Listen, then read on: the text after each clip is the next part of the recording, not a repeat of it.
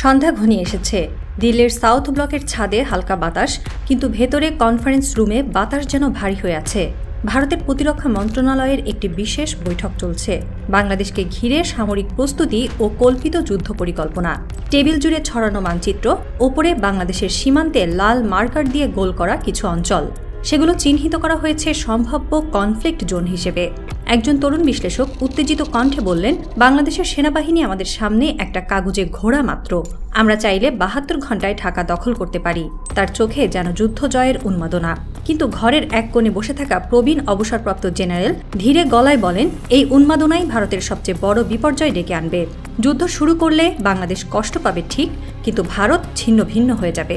ঘরে হঠাৎ স্তব্ধতা, যেন কেউ হিমঘরে তালা বন্ধ করে দিয়েছে সবাইকে। আলো জ্বলে রয়ে গেল শুধু মানচিত্রের ওপরে, সবার চোখ সেখানে। বাংলাদেশ কোনো সাধারণ যুদ্ধক্ষেত্র নয়। এটি একটি প্রকৃতির সাজানো প্রাকৃতিক দুর্গ। নদী, বিল, হাওর, জলাভূমি, কাদামাটির চর, বন ও পাহাড়ে গঠিত এক প্রাকৃতিক প্রাচীর। ৭০% বেশি ভূখণ্ড নদী ও জলাশয়ে মোড়া। ভারী ট্যাঙ্ক বা সাজোয়া যান নিয়ে প্রবেশ করলে সেগুলো কাদার ফাঁদে আটকে যাবে। শুষ্ক মৌসুমে খরা, বর্ষায় প্লাবন, প্রতিটি পরিবেশই শত্রুপক্ষের জন্য অভিশাপ। ইতিহাসের প্রমাণ রেখেছে বারবার। মুঘলরা বাংলাকে পুরোপুরি কবজা করতে পারেনি। ব্রিটিশরা গ্রামে পৌঁছাতে গিয়ে হিমশিম খেয়েছে। আর ১৯৭১ সালে পাকিস্তানের আধুনিক সেনাবাহিনীকে পরাজিত করেছে বাংলার গেরিলা যোদ্ধারা। নদীভরা দেশে খাল-বিল পেরিয়ে। একটি বাস্তব সত্য, বাংলাদেশ কোনো নিয়মিত যুদ্ধক্ষেত্র নয়, এটি এক আদর্শ গেরিলা যুদ্ধক্ষেত্র। ভারত আজ এশিয়ার অর্থনৈতিক শক্তি। ২০৩০ সালের মধ্যে $৫ ট্রিলিয়ন জিডিপি লক্ষ্যমাত্রা। বিশ্বব্যাংক, IMF সবই পূর্বাভাস দিচ্ছে ভারত হবে বিশ্বের দ্বিতীয় বৃহত্তম অর্থনীতি। কিন্তু একটি যুদ্ধ সেই স্বপ্নকে ধূলিসাৎ করতে পারে। প্রতিরক্ষা বাজেট এখন বছরে $৮০ বিলিয়ন। যুদ্ধ শুরু হলে তা এক লাফে বেড়ে $২০০ বিলিয়ন ছুঁয়ে যেতে পারে। রুপির মান পড়ে যাবে, বিদেশি বিনিয়োগ উধাও হবে, শেয়ার বাজারে নেমে আসবে মৃত্যু নাচ। বিশেষ করে বঙ্গোপসাগরে নৌযুদ্ধ হলে ভারতের বন্দর ও আন্তর্জাতিক বাণিজ্য বন্ধ হয়ে যাবে। ভারতের রপ্তানি নির্ভর অর্থনীতির জন্য এটি হবে আত্মঘাতী। একটি যুদ্ধ মানেই শুধু কফিনে সৈনিক নয়, মরবে শিল্প, বাণিজ্য ও ভবিষ্যতের স্বপ্ন। চীনের সঙ্গে বাংলাদেশের সম্পর্ক শুধু ব্যবসায় নয়, এটা এখন কৌশলগত জোটের দিকে ধাবমান। বাইতুল মুকাররমের মতোই দৃঢ়।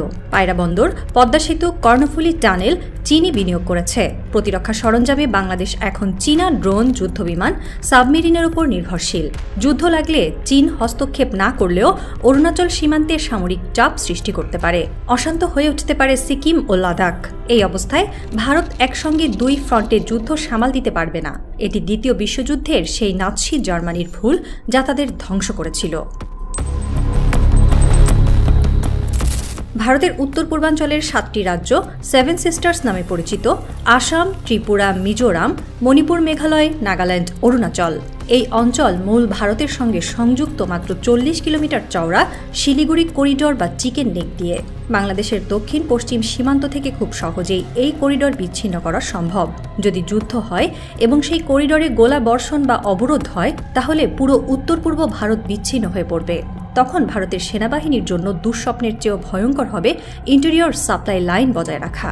এই অঞ্চলের বহু বিদ্রোহী গোষ্ঠী আজও অস্ত্র হাতে বসে আছে। নাগা, মিজো, উলফা। একটিমাত্র অগ্নিস্ফুলিঙ্গ লাগবে। ভারত যুক্তরাষ্ট্র সম্পর্ক যতই গভীর হোক, বাস্তবতা হলো যুক্তরাষ্ট্র কখনোই কাউকে নিঃস্বার্থভাবে সমর্থন করে না। তাদের চোখে সবাই শত্রু অথবা ভবিষ্যতের প্রতিদ্বন্দ্বী। যদি ভারত বাংলাদেশের ওপর আগ্রাসন চালায়, তখন যুক্তরাষ্ট্র ২ পথ খোলা রাখবে। প্রথমত, শান্তির বার্তা দেবে। দ্বিতীয়ত, সিআইএ গোপনে ভারতের অভ্যন্তরীণ বিদ্রোহকে উস্কে দেবে। কাশ্মীরে বাড়তে পারে বিচ্ছিন্নতাবাদী আন্দোলন। এদিকে পাকিস্তানও চুপ থাকবে না। পশ্চিম সীমান্তে উত্তেজনা তৈরি হবে। তখন ভারতের সামনে খুলে যাবে ত্রিমুখী যুদ্ধের ফ্রন্ট। পূর্বে বাংলাদেশ, উত্তরে চীন, পশ্চিমে পাকিস্তান। এমন পরিস্থিতিতে কোনো রাষ্ট্রই টিকে থাকতে পারে না। আর যুক্তরাষ্ট্র, তারা তখন মানবাধিকার ও নির্বাচন পর্যবেক্ষণ নিয়ে সেমিনারে ব্যস্ত থাকবে। ১৯৭১ সালের মুক্তিযুদ্ধ প্রমাণ করেছে বাংলাদেশের শক্তি তার অস্ত্র নয়, তার মানুষ। গেরিলা যুদ্ধ, স্থানীয় প্রতিরোধ, নদী ভাঙা মানুষের রক্ত আর সাহস, এই সব কিছু একত্র হয়ে গড়েছিল এক অপ্রতিরোধ্য দেয়াল। যুক্তরাষ্ট্র ভিয়েতনামে হেরেছে, সোভিয়েত আফগানিস্তানে, ইসরায়েল গাজায় আটকে গেছে। কারণ শত্রুপক্ষ বুঝতেই পারেনি নদীর জলে জন্ম নেওয়া জাতি কখনো দমে না। সাউথ ব্লকে আলো নিভে আসছে। ঘরে বসে থাকা অভিজ্ঞ জেনারেল একাই জানালার দিকে তাকিয়ে আছেন। হঠাৎ মোবাইলে একটি নোটিফিকেশন, বাংলাদেশি সীমান্তে অচেনা বস্তু শনাক্ত, আকাশ প্রতিরক্ষায় সক্রিয়তা। তিনি চোখ বন্ধ করে বলেন, এই মুহূর্ত থেকেই যুদ্ধ শুরু হয়ে গেছে। তবে যুদ্ধ কেবল ট্যাঙ্কের না, মাটির মনোবলের। তিনি জানেন, যদি কেউ যুদ্ধ শুরু করে, শেষটা কিন্তু তার হাতে থাকে না। বাংলাদেশের মানচিত্র ছোট, কিন্তু এর ভেতরে লুকিয়ে আছে এক রণমঞ্চ, যেখানে ইতিহাস বারবার প্রমাণ করেছে আগ্রাসনের চেয়ে প্রতিরোধই বেশি শক্তিশালী।